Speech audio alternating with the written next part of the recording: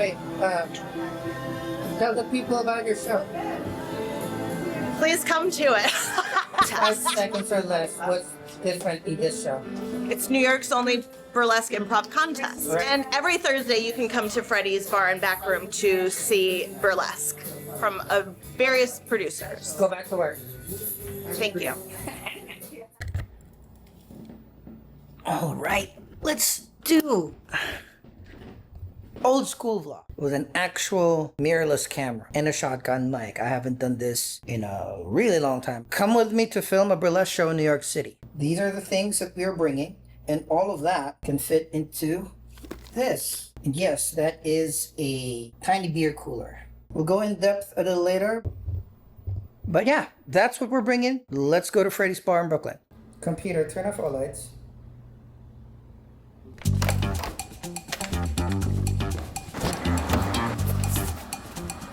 That's it. That's all we need for this gig. I typically try to be there like 45 minutes before the show so I can set up, but we're cutting it close. It's just going to be like 30 minutes when we get there. So see you there.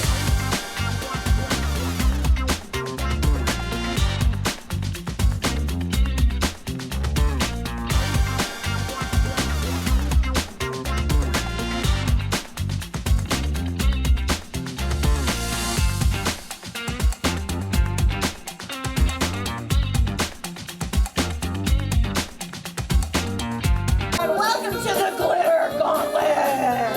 And I will bring out all of our competitors while you get your songs in, okay? It's King Queen! Please give it up for Jennifer Say! It's Miss Pinky Special! You can actually die from thrust feet. It's Live Dangerously!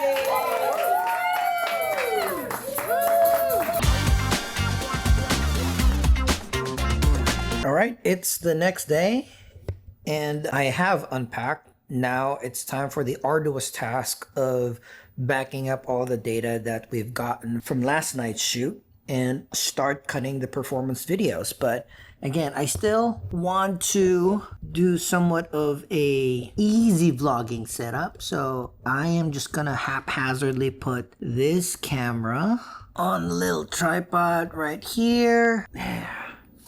I've set up this top-down camera to go a little bit more in-depth on the gear that I typically use whenever I film my friends' nightlife events. Again, they're mostly burlesque shows in tiny back rooms, up and down New York City, mostly in Brooklyn near me. I try to keep it convenient. But again, all of this fits in this little Jong branded 6-can cooler. So that's pretty cool, huh?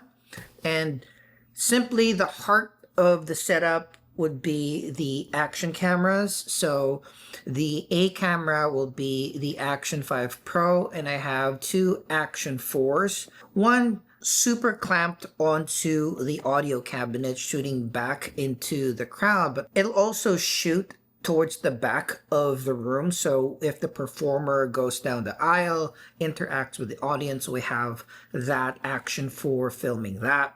This other Action 4, I use these magnetic quarter 20 mounts that I found on Amazon. These are super duper handy. If you have places where you can magnetically stick a particular mount, I use this a lot. The venues that I shoot at typically will have poles supporting the venue, and then those venues are typically made out of metal or iron. So these work fantastically with one action camera. I actually also use my Zoom H1 Essential Ask Scratch Audio. I also use one of these mounts to use that. So I stick that Zoom H1 on that pole as well. The way that I typically set the A camera, this Action 5 Pro, is I have this mount that will have this cold shoe slot on it. And on occasion, I also want to do 360 videos, have kind of like a VR, AR version of that video where you, the user, can move the view around, follow the performer, look at the audience, see the venue. So I used to have an X4. Now I've upgraded to the X5 because they say this is better in low light. And in this event, I wanted to test that out. So the way that I use that is I have this other cold shoe quarter 20 adapter that I screw at the bottom of my 360 camera like so, right? And I just have this on top of my Action 5. So this way, if I want to use kind of like a nicer angle for the performance, I use the Action 5 Pro. If I want something that's a little bit more active, I can also sync it with my 360 camera, use this to follow the performer, or just cut the 360 video in and of itself, and it'll have a 360 video as a performance video for the channel as well. Again, these are smaller nightlife events. We tend to not need an extremely cinematic video, partly because the budget's either low or non-existent. So we want to keep things very efficient for myself and for my time. And also I just want to have fun. And if you don't need an extremely cinematic video, all of these action cameras will be set to 1/150th shutter. ISO will be 100 to 1600. D-Log-M for slightly better grading. The lights in particular venues are inconsistent, and then they're LED. They have various different colors, so I don't want to spend too much time balancing that out. Whenever I'm editing in D-Log-M, it's a little bit more flexible in terms of bringing some colors back, even if we don't need to be exactly pristine. And again, all of these action cameras I put in this go bag container, and in that go bag container too, I have this DJI remote because again, I set multiple cameras and it's in different parts of the venue. This just has been convenient whenever I need to just like start and stop all of them at the same time. In this particular event, didn't really need it because it's only in 2 acts. It's fairly short, so I can just like walk up and press each one of the cameras together. So that's what I use. But on occasion, if there's a lot of multiple starts and stops, this is pretty good. Makes the syncing of the cameras a lot easier. The other thing that I brought, as mentioned, is my point and shoot, my RX 100 Mark 7. I literally just set this either on auto, P, and some occasions like this event, I put it in shutter priority because there's a lot of movement. So I want to freeze that movement. So I try to keep the shutter at 1/250, make the ISO auto, make the aperture auto, and then let the camera decide what's good.